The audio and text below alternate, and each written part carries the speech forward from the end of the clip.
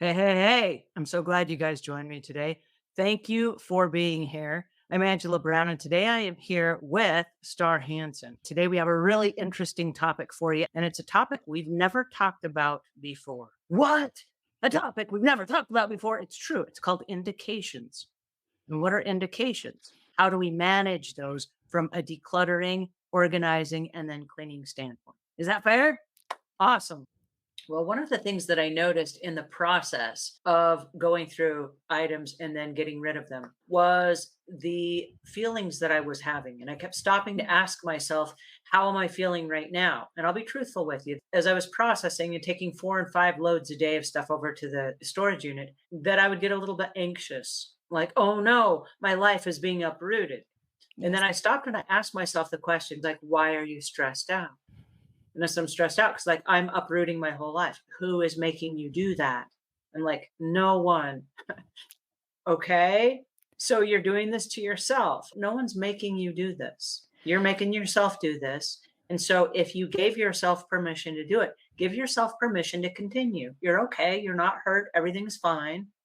I would even dive a little deeper. You're so good about bringing yourself back to the logic, right? Like, my question for you would be, and you don't have to answer this here because I'm outing you in a public forum, but was there a time in your life where you were uprooted without your permission? Was there a time in your life where you were uprooted and it wasn't okay with you? That little part of you, that wounded part of you, is the part that's speaking up. That part is like, I don't want it to happen again. It's showing up so you can close the loop. So, some of the best things we can do is to say, I see you.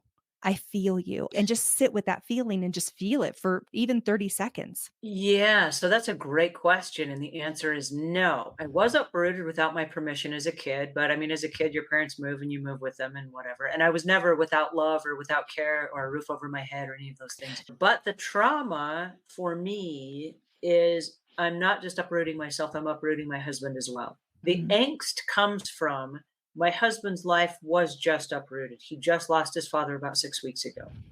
And so, in the process of that, his father turned ill and became very sick and dependent 24/7 on other people, and then he passed away, and that's sad and that's part of life, and I'm aware enough to know that that could happen to any of us at any time. That said, his whole life was just uprooted, and then he said, let's sell our house, and I was saying, whoa, whoa, before you sell a house, are you selling the house and moving because now is the time, or are you selling the house and uprooting because you're trying to reinvent the world that just got ripped out from underneath you? Yeah. And so if you're clear about why you're moving and it really is just because now is a good time, hey, I'm all on board. But if you're not sure of why you're moving and you're just looking for something that looks like a fix, I think there are deeper rooted issues that need to be resolved. Yeah. That's where I'm coming from. So I don't want to just uproot us and say, yes, we're moving, ta-da, and then have it be something that actually the move doesn't resolve.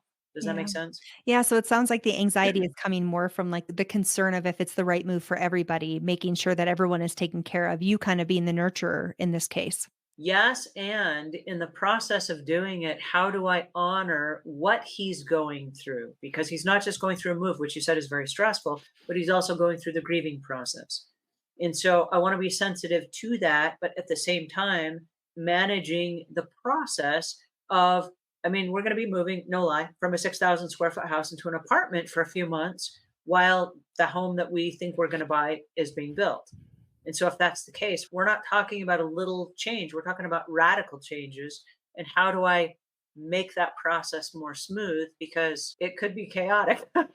Well, and it will be because it's a move, and so here's the thing, I think a lot of times we wanna satiate the chaos in life, and much of the chaos in life we cannot satiate. So, having to watch the people that we love grieve while you're also grieving because this was your father-in-law, while you're also transitioning, there's a lot that's here. And so sometimes I think the best we can do is just acknowledge that we're in a chaotic chapter and stop looking for the calm in the storm. So a year, maybe we'll say a year and 3 months, I am going to let this be chaotic, which means we get to do things we might not regularly do. We're going to have takeout for dinner and we're going to, have picnics on the dining room floor because we sent our table away already. Is there a way to make this chapter feel like a fun adventure while you're in the middle of big, painful transitions?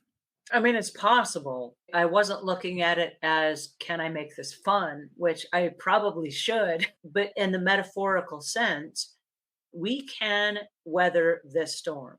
But there is a storm. I don't want to negate the fact there is a storm. There is a storm Yes. coming, and if we prepare for it, here it comes. And I find that not so much is this fun for us, but one of the things I found myself saying multiple times a day, just in the last couple of weeks, is when my husband has some angst, because there is angst. Like, why are we cleaning out all the kitchen cupboards now? We're not moving yet, would be an example of what he might say. To acknowledge how he's feeling and say, I agree with you.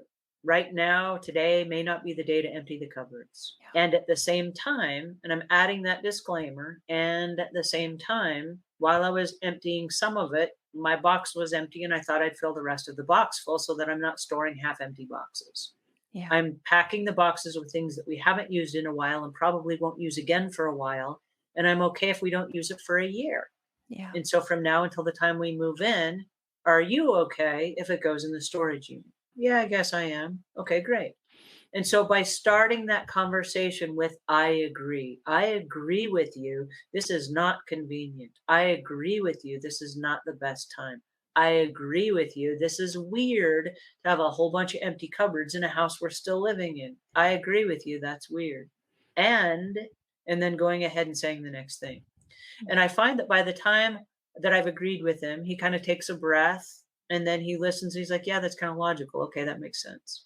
It's so important to be in communication, especially when we're in transition. And so, just like you're saying, going slow, being kind, being curious, maybe even giving a heads up and just saying, "Hey, I'm thinking about boxing some stuff up today.